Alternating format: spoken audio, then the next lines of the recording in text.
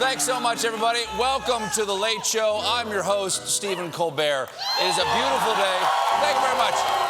Very nice. It's a beautiful day here in New York, the big city of dreams, but there is a massive heat wave out west. Today, in Las Vegas, the forecast was a record 117. 117. Also, the average age of people at the nickel slots. And today, temperatures are expected to reach 127 degrees in Death Valley. But it's a dry death. It's so hot. It's so hot that the cartoon sun from the weather reports is staying home in the air conditioning. The temperature in Paris, France today is a record 36 degrees Celsius, which is hot?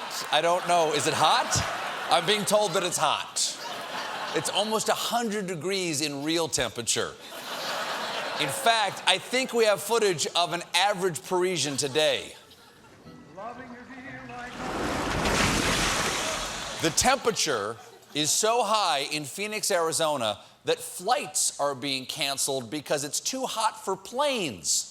Because at higher temperatures, the air has a lower density, which reduces how much lift is generated. Scientists first realized this was a problem when they saw birds taking the bus north for summer.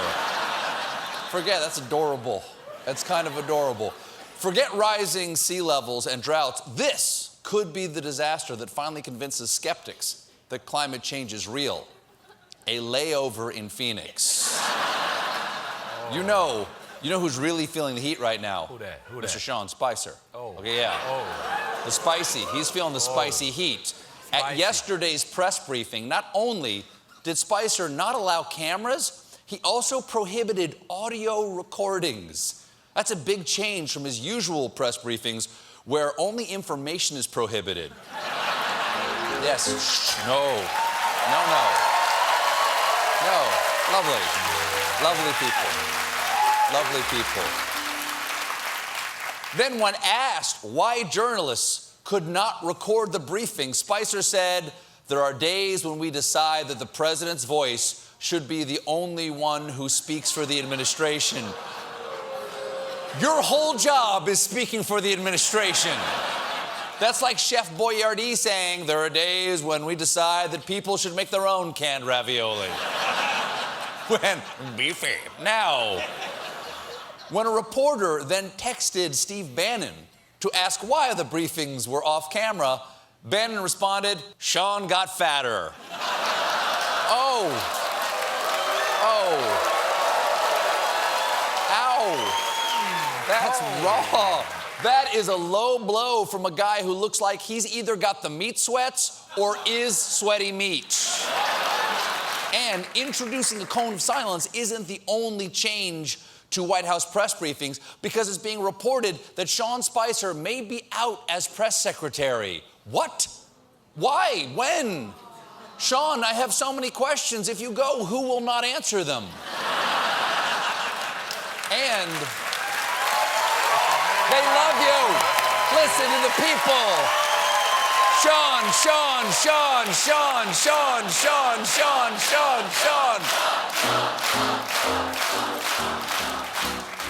See what you're gonna miss? And supposedly, Spicer isn't actually being fired. He's being promoted to White House communications director, which means he's leading a search for his own replacement. Wow. Okay, let's see how that goes. Bill, I see you're applying for the job of White House press secretary. Why do you want the job? I'll have to get back to you on that. You're hired. Now,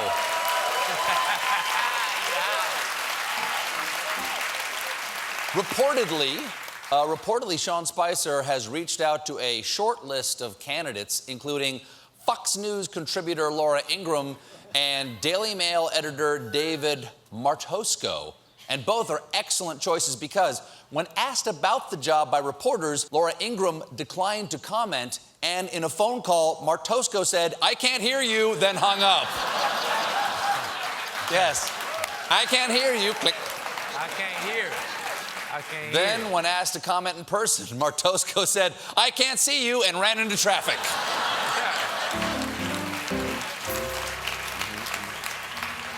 Hello.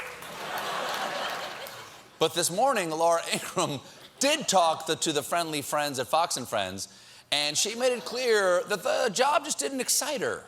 I'm not sure if that's the role I would pick for myself, but I have a legal background. Well, if you have a legal background, you'd be perfect, especially when you're asked when Jared will be eligible for parole. In fact, there may not be just one replacement, because apparently the White House was considering rotating a cast of people at the podium, in part to prevent the president from growing bored or angry with his press secretary. Look, I can't stay mad at you if you're out of my sight for a couple of minutes, because I lack object permanence. Where'd the ball go? The ball went behind the couch. The ball is gone. Wow. Right. You ever play that peekaboo game? It's terrifying. Earlier today, Spicer held a briefing that was recorded and answered questions about why he's so scared to answer questions. I think the briefing is one aspect of what we do. We're here really early in the morning and really late at night, available to all of your questions. Yes. Late at night, he'll answer all your questions on Spicer After Dark.